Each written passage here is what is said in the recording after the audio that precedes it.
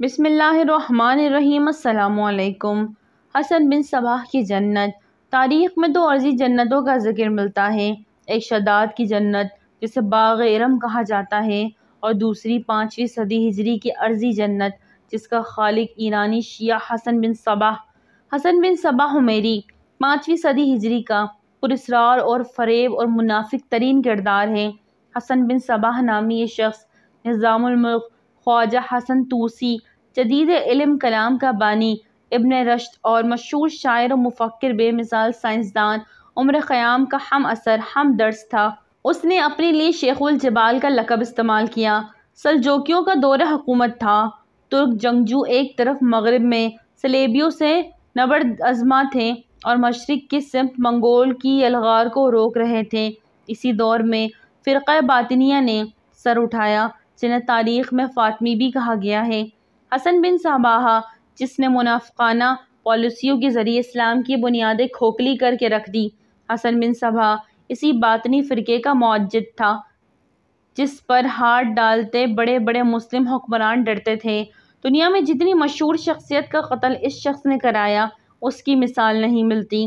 باطنیوں نے صلیبیوں کے اشاروں سے صلاح الدین ایوبی پر 3 مرتبہ جان لیوا حملے کیے۔ خوش قسمتی سے ایوبی کو کسی بھی حملے میں شکست نہیں ہوئی، بلکہ بقول علی میاں رحمۃ اللہ علیہ نظامیہ سے فراغت کے بعد صلاح الدین نے مصر سے باطنی فرقے کا استحصال کیا اور صلیبی جنگوں سے زیادہ دلچسپی اس باطنی فرقے کے تعاقب میں لی جو اسلام کو اندر سے کھوکھلا کر رہا تھا۔ باطنی اسماعیلی فرقہ شیعت کی دہشت گرد شاخ تھی۔ حسن بن صباح کو انسانی نفسیات، علم نجوم اور علم سحر پر عبور حاصل تھا۔ اس نے فدائین کی وہ جماعت بنائی جو دشمن تو کیا، حسن بن صباح کے ایک اشارے پر ہنسی خوشی اپنے سینے میں خنجر اتارنے سے گریز نہیں کرتی تھی۔ جنت کی تصویر کشی۔ حشیش اور پرکشش لڑکیاں اس فرقے کی روحانی غذا تھیں۔ اس فرقے کی کامیابی کا راز حشیش میں ہی تھا۔ حسن بن صباح کی جنت 2 ہی چیزوں پہ تھی جو انسان کو ابلیس کا چیلا نہیں بلکہ مکمل ابلیس بنا دیتی تھی۔ اس جنت میں حیران کن حد تک خوبصورت اور نوخیز لڑکیاں رکھی جاتی تھیں۔ کئی مورخ لکھتے ہیں کہ حوریں ان سے زیادہ کیا خوبصورت ہوں گی۔ نعوذ باللہ۔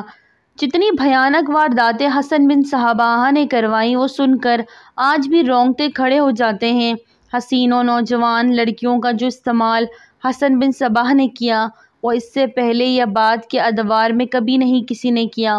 اولاد آدم اور ابلیس کی جو پراسرار سنسنی خیز اور فکر انگیز کہانیاں اس دور میں ملتی ہیں وہ کسی دور میں نہیں ملتی۔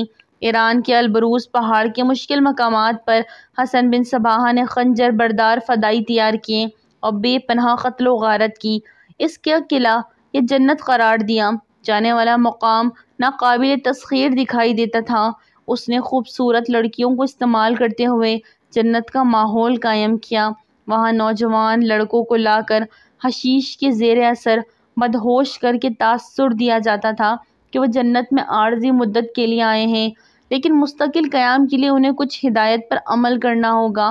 اس طرح انہیں فدائی بنا کر بہت سے افراد کو خنجر سے ہلاک کرنے کے مشن پر روانہ کر دیا جاتا۔ چونکہ وہ لڑکے ایک رات جنت کے مزے لوٹ چکے ہوتے ہیں، حسین و جمیل 2 شذائیں اور ان کے فریب اشارے ان کی آنکھوں میں مچلنے لگتے ہیں، اس لیے وہ اپنے شیخ کی ہدایت پر عمل کرتے ہیں تاکہ وہ دوبارہ جنت میں داخل ہو کر حوروں کی صحبت میں لطف اٹھائیں۔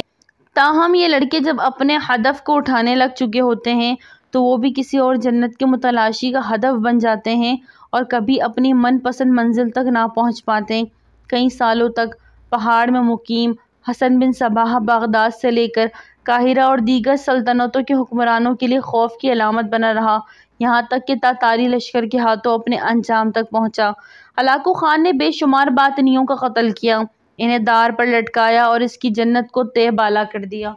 ناظرین، ویڈیو اچھی لگی تو لائک کریں، چینل کو سبسکرائب کریں اور دعا میں یاد رکھیں۔ السلام علیکم۔